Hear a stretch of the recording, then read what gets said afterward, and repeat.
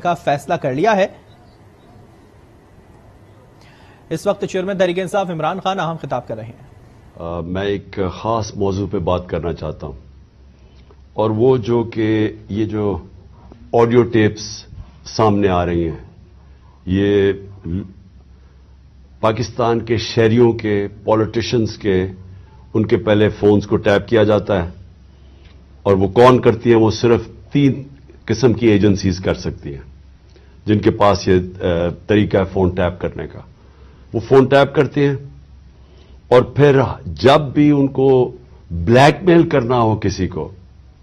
اپنا مقصد یہ نہیں کہ پاکستانیوں کی بہتری کے لیے، لیکن وہ استعمال اس کو کرتے ہیں جب بھی ان کا کوئی سیاسی مقصد پورا کرنے کو، تو وہ یہ پھر آڈیو ٹیپ سامنے آ جاتی ہے۔ اور میں یہ چاہوں گا سب سے پہلے کہ ڈاکٹر یاسمین، ان کی ایک آڈیو ٹیپ کل نکلی ہے، یہ بات کر رہے تھے جو پرانے سی سی پی او ڈوگر صاحب تھے، ان کے ساتھ یہ بات کر رہی تھی، تو ان کی آڈیو ٹیپ ایک دم ریلیز ہو گئی۔ تو میں یہ پہلے چاہتا ہوں کہ یہ بتائیں کہ اس کے پیچھے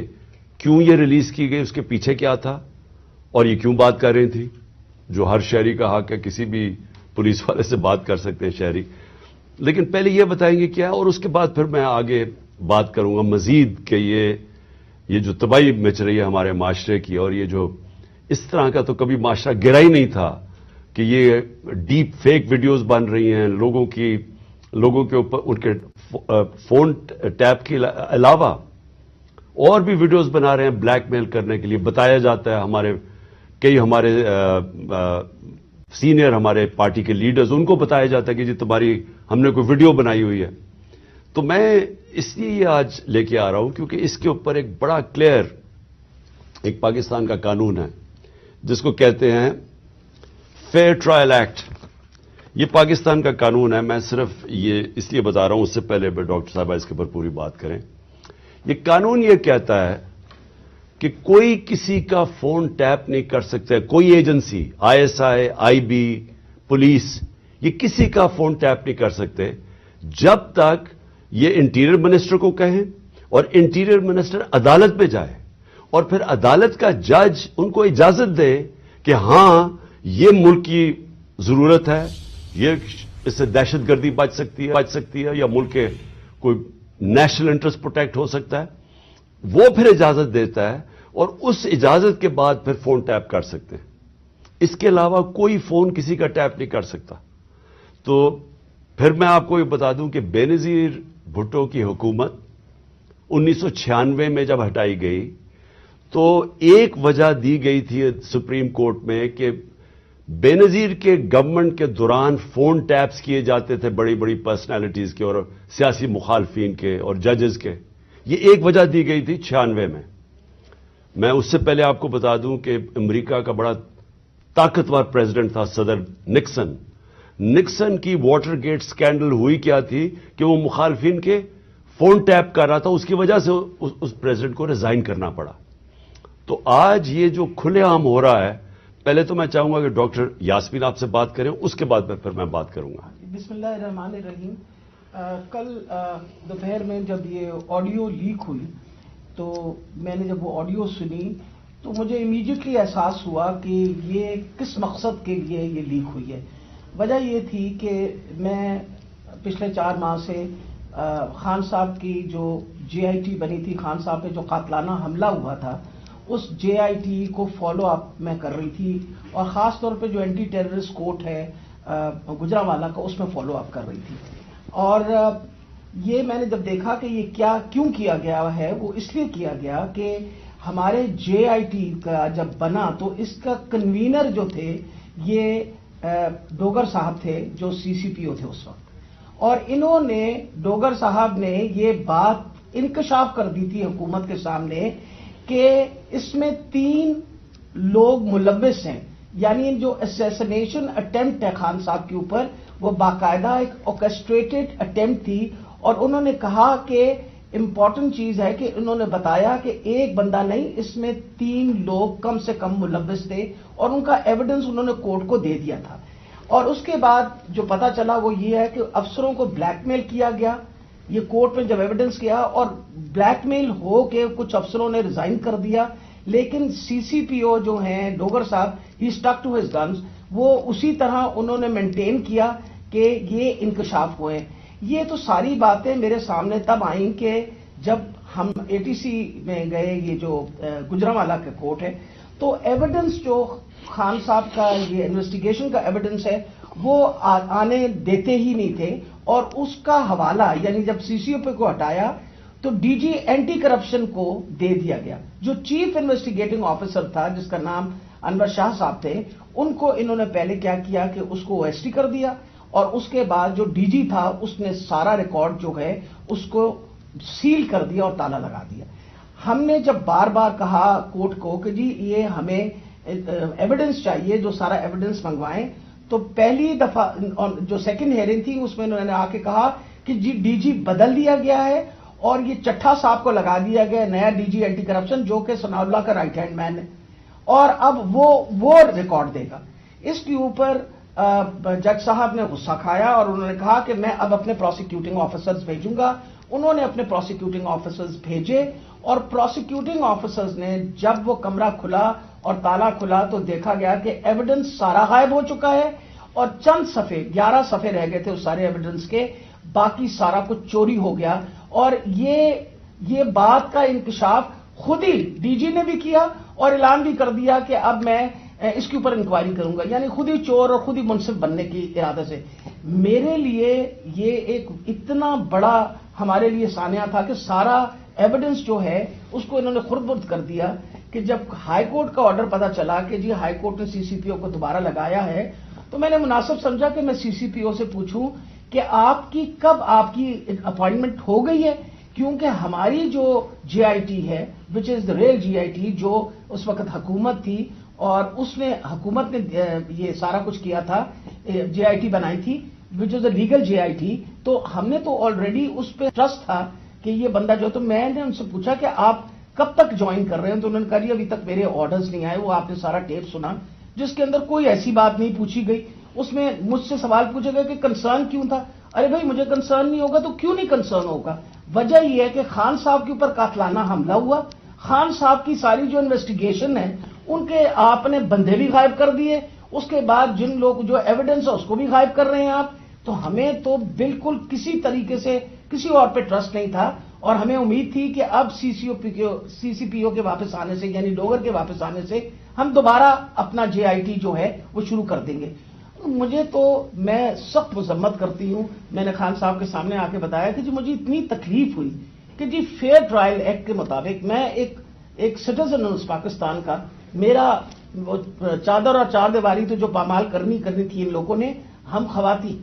کے لیے تو ہم ساری عورتیں جو ہیں ان کے شر سے نہیں بچ سکتے، جس طرح ان لوگوں نے ٹیپنگ کرنی شروع کر دی ہے۔ وجہ یہ کہ جس طرح آپ نے فرمایا فیئر ٹرائل ایکٹ کے مطابق یہ کیسے ٹیپ کر سکتے تھے ہمیں، ہاؤ کوڈ ہی ٹیپ؟ کیا انہوں نے اجازت لی تھی؟ کیا یہ ثناء اللہ جو انٹیریئر منسٹر ہے یہ کسی جج کے پاس گیا تھا، اس نے جا کے جج سے اجازت لی تھی؟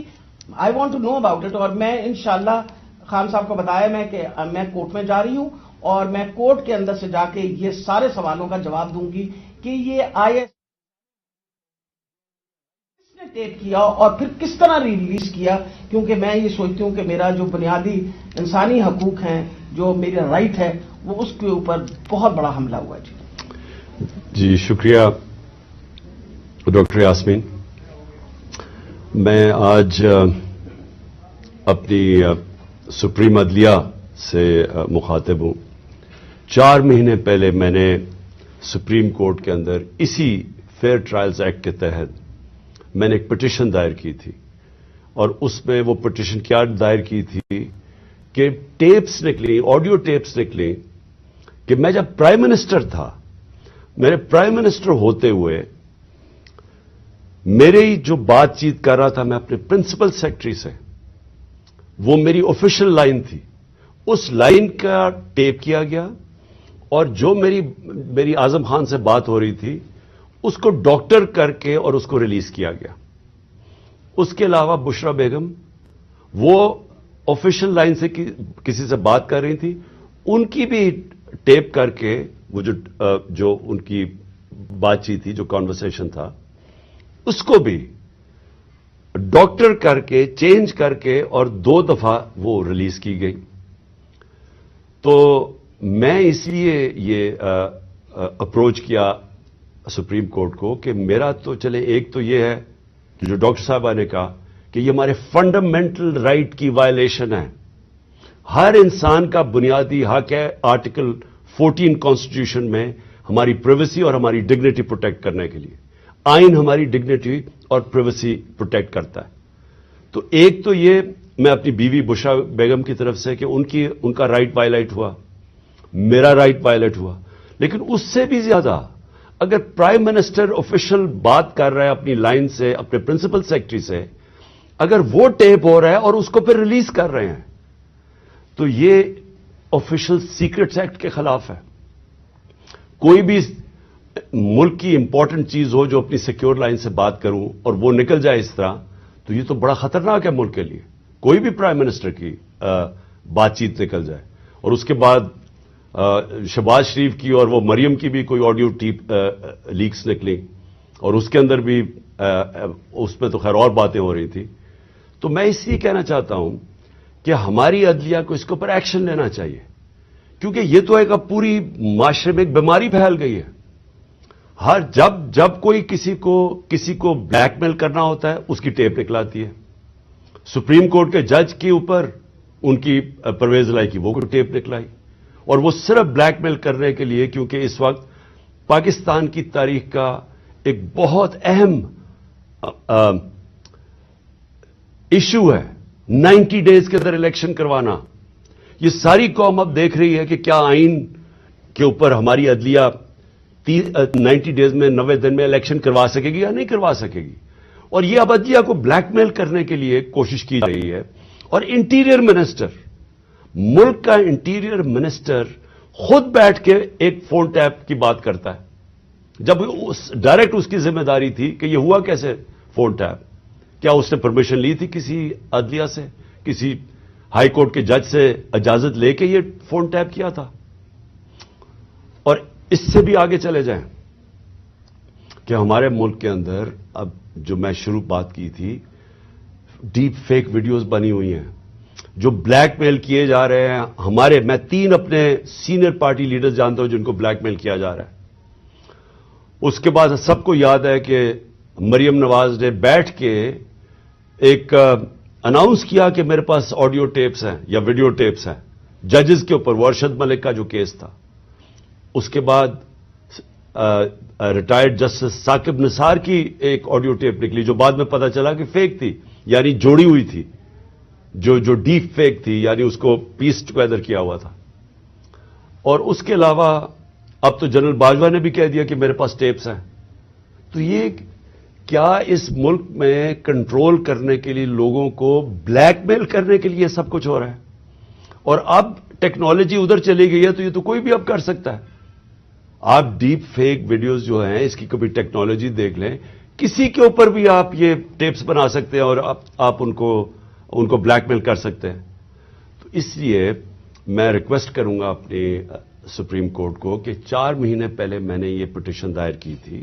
ایز ایکس پرائم منسٹر میری سیکیور لائن کو ٹیپ کر کے اور پھر اس کو ڈاکٹر کر کے پبلک میں دکھایا گیا, اور پھر یہ جو بار بار بلیک میل کرنے کے لیے کہ جی ہم آپ کی فون ٹیپ کر کے آپ کی کوئی ٹیپس نکال دیں گے. اور یہ جو ڈاکٹر یاسمین کا ہوا یہ اس لیے امپورٹنٹ ہے کہ ان کا